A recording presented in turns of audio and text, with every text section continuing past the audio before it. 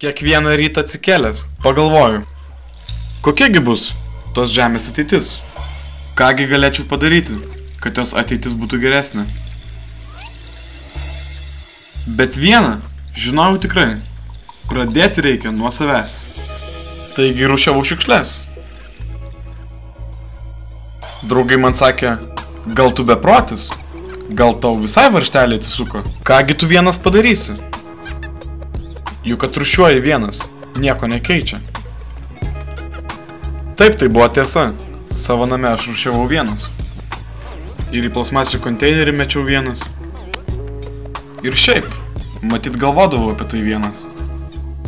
Argi man sunku? Juk išmesdamas šiukšlę, užtruksiu tik porą sekundžių, kad išmesčiau ją į tinkamą šiukšlių dėžę. O vėliau praeidamas, išmesiu šiukšlės į tam skirtą konteinerį. Na, bet taip ir buvau aš toksai vienas. Mečiau tas šiukšlės. Kaip konteinerį tuščia, taip tuščia.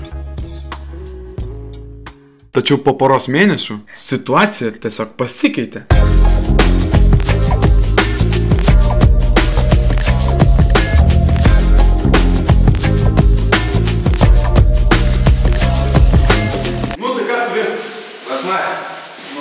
Aišku, pas mane puikiai nešiuktų, žinai, ką tu...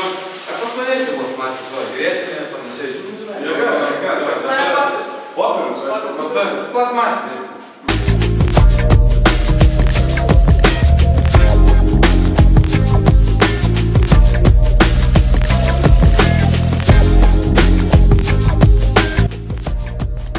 Rūšiuoti kalbėjau savo draugus.